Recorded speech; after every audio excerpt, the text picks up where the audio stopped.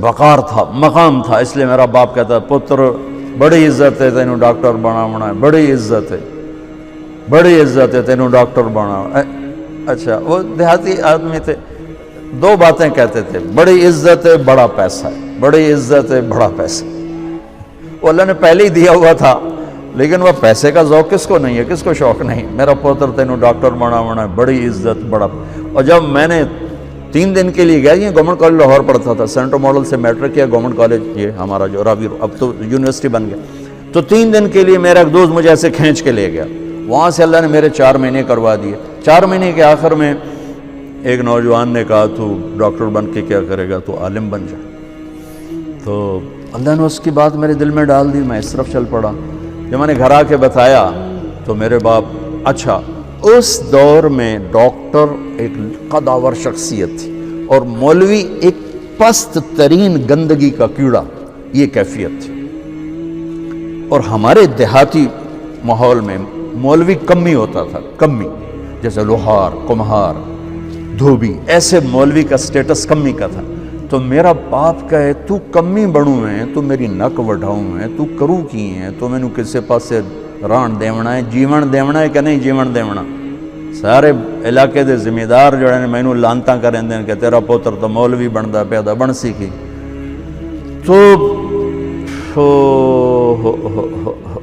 23 نومبر 1972 صبح 8-9 بجے کا ٹائم تھا، میرے باپ گھر میں آئے، وہ ذمہ داروں والی چادر پہنی ہوئی بڑی اور چولا کھلا، پگڑی کھول کے یہاں رکھی ہوئی، تو مجھے دیکھتے ایک دم غصے میں آ گیا، یہ تو مولوی بننا ہے تو میرے گھر چو نکل جائے، زور سے کہا یہ تو مولوی بننا ہے تو میرے گھر چو نکل جائے۔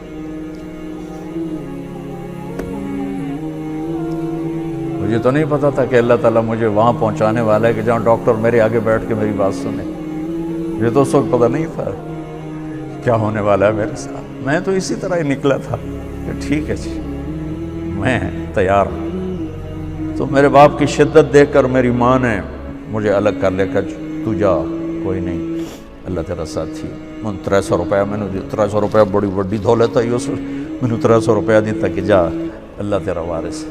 تو میں رائیونڈ آ گیا، یہاں میں تعلیم حاصل کرنے لگا، 8-9 سال یہاں پڑھا۔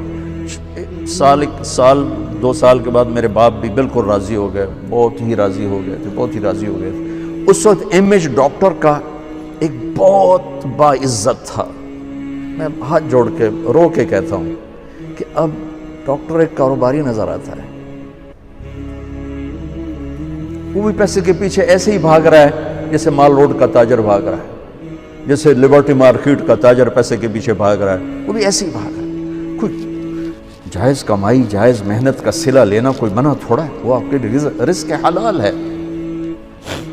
میں کینیڈا میں گیا ہوا تھا، میرے یہ سر درد بہت شدید ہوتا ہے، تو وہ وہاں وہ بوٹاکس نیا طریقہ ٹیکے لگاتے ہیں، تو کچھ دن گزر جاتے ہیں، تو مجھے پتہ نہیں تھا یہاں کوئی لگاتا ہے کہ نہیں لگاتا، تو میں کینیڈا گیا، وہ جاننے والے ڈاکٹر تھے پاکستانی، تو پارکنسن کے 5 بڑے ڈاکٹروں میں ایک ان کا نام آتا، تو وہ ان کے کلینک میں بیٹھا ہوا تھا اور بات چلتے چلتے تو یہ ایسی ایک پینسل پڑی ہوئی تھی ان کے ٹیبل پر،